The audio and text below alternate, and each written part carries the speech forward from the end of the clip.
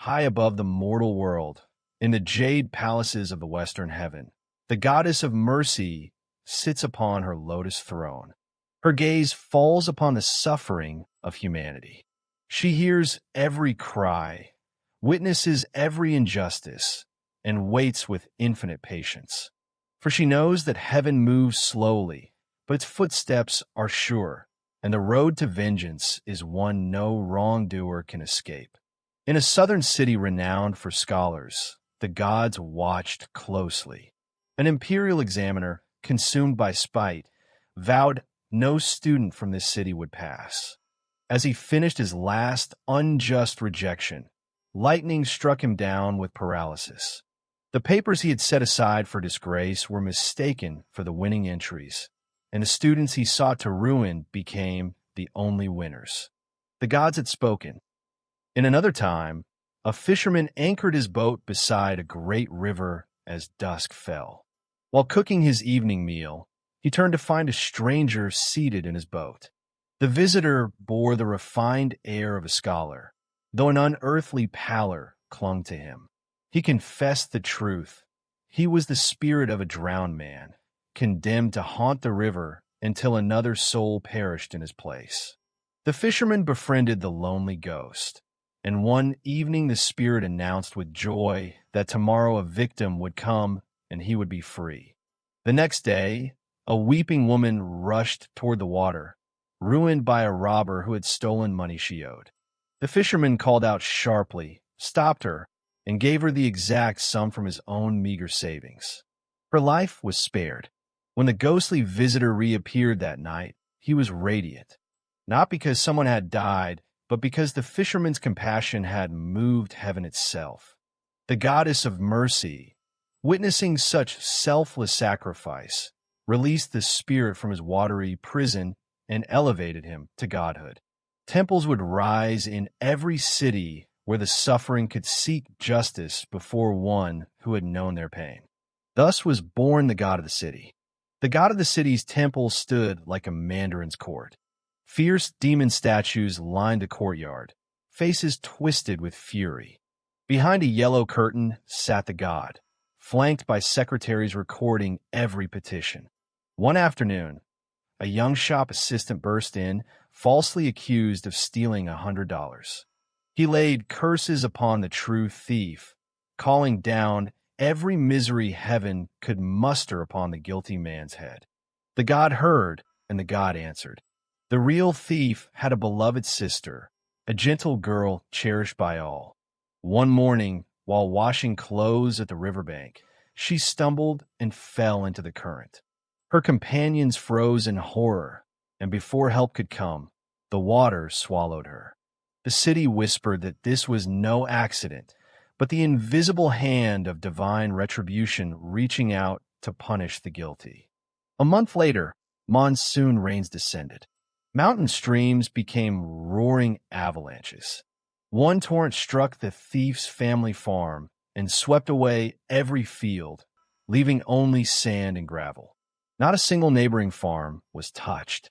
The message was unmistakable. The young man's mind cracked under guilt. He raved about devils, muttering that the god of the city was sending spirits to torment him for the stolen $100. In his delirium, the thief confessed everything, even describing where he had hidden the money. His father investigated and found the full sum, which was returned at once. Out of pity for the old parents, the accuser returned to the temple and formally withdrew his petition before the god.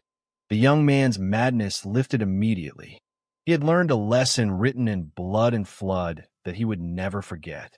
In a central province, a rich merchant named Een harbored a singular ambition: to elevate his family from tradesmen to mandarins through a lucky burial ground. After months of searching with a geomancer, he found the perfect spot. There was one obstacle. A poor family named Lin lived on that land and refused to sell. Een forced a marriage between his son Sheng and Lin's daughter Pearl, then seized the property. Once Een had the deeds, the family was treated worse than servants. Pearl's parents were starved, humiliated, and driven back to their empty cottage, where they died alone on a bed of straw. Pearl's life became torment.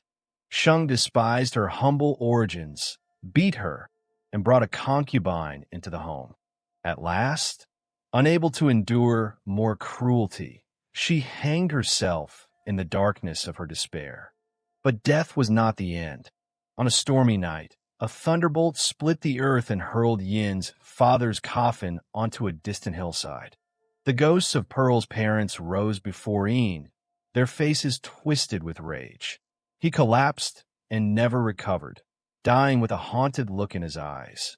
Then Pearl's ghost returned to the mansion, drifting through its darkest rooms, her face twisted with a vengeance that death had only sharpened.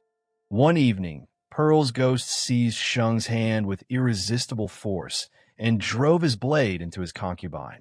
Arrested for murder, his tale of ghostly possession drew only laughter from the magistrate. The family's wealth was drained by bribes. His mother sold every field and died of grief. Shung took his own life in prison. The Yin family was extinguished, consumed by the fires of divine justice they had brought upon themselves. Far to the west, a holy man named Samchung sought immortality through boundless compassion. The goddess of mercy had given him two supernatural companions, Chao and Chu. Reaching the mighty Tianho River, they found a village in grief. A water demon demanded 2 children each year as sacrifice. Tomorrow, an old man's son and daughter would be devoured. Samchung's heart burned with righteous fury. Chao and Chu volunteered to take the children's place. Disguised as the children, the immortals entered the temple. The demon came as a howling wind, but they fought back with blazing fury. He fled to the ice-covered river, disguised himself as a merchant, and lured Samchung onto the frozen surface. The ice shattered, and all 3 plunged into the black water. Chao sprang into the sky, flying at incredible speed toward the western heaven to invoke the aid of the goddess. That night, the river parted. Light blazed from below, so brilliant that every demon screamed and fled. Only the water demon could not move, chained by a power far greater than his own. The goddess of mercy appeared in all her glory, freed Samchung, and condemned the demon to eternal darkness.